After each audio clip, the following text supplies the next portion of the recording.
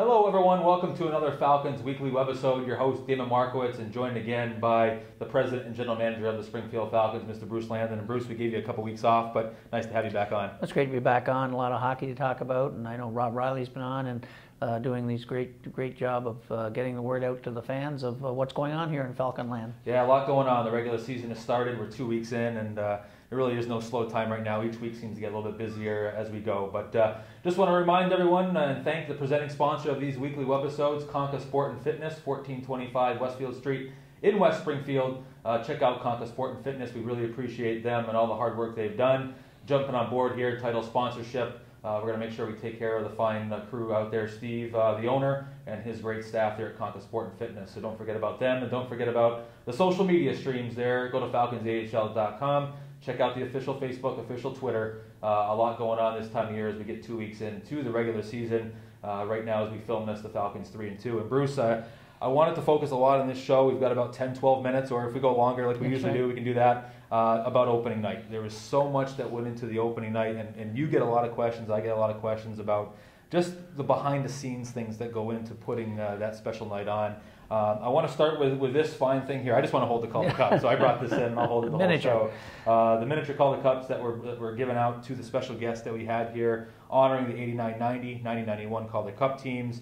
Johnny Forsland was here. It was great to see Jimmy Roberts and all the players back in the building. One of those nights that kind of brings a tear to your eye. But just want to get your thoughts there and just give us a recap, and if you can go into a little bit of behind the scenes to how much work it was to make that night special. Well, it was a special night, certainly, and something we'd been working on for a while. It takes an awful lot of time. First of all, to track down a number of the players, and we were not able to get some of the players in, as you know, Damon, that we wanted to get in simply because of schedule conflicts. A number of the players from the 89-90, 90-91 teams are still playing hockey in a couple of cases, and some of them are coaching. A lot of them are in coaching, whether it's Johnny Stevens, assistant coach in LA, and guys are coaching over in Europe, guys like Terry Yake.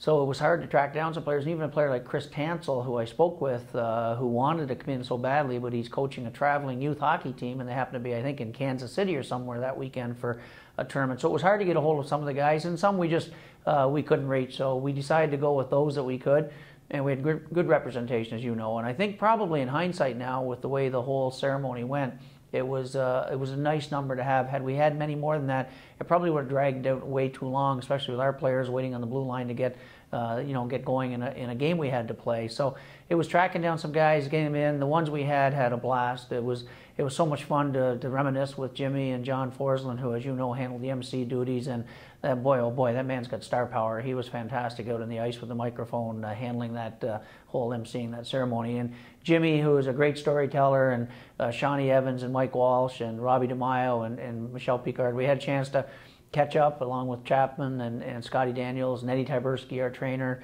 during one of those years. So it was a lot of fun, but it was a lot of work behind the scenes, putting those things together, as you know, Damon, on top of everything else that goes on as we try to prepare for the season, not just our home opener, but getting our season launched with players in, players out, getting players settled, and all the things behind the scenes on the business side as well, getting tickets out and the rink ready to play and video board up and working. And it's just a tremendous amount of work, but it all came together. It was a fantastic night, great crowd, 6,400 plus in the building.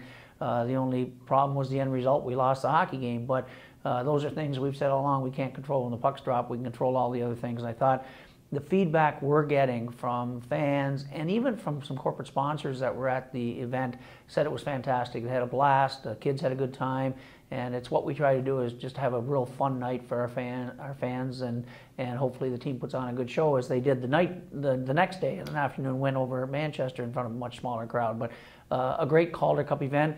It was something we wanted to do, as you know, is honor the past hockey here in Springfield.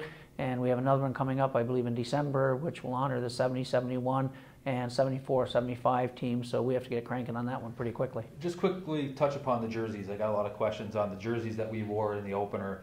We're going to wear those twice more this year, so obviously they're not available right now, but a lot of people asking, what is the plan with those jerseys when it's all said and done? Well, first of all, somebody asked me, how do we come up with the design? And really, when we looked at it, really Bob Oliver in our office got behind the scenes and worked on this. It was something with all the different color combinations of the various teams between the different teams that won it, the Indians and the Kings and that kind of thing. So coming up with a color scheme was difficult. So We opted to go with the picture of the Calder Cup on the front with all the various years along the bottom of the 7 Calder Cup championships here in Springfield. So that's the direction we decided to go, and I thought they looked great. I thought they did exactly what we wanted them to do, and we will wear them for the 3 games that we are sort of honoring the Calder Cup teams, and then they will go up on eBay for auction.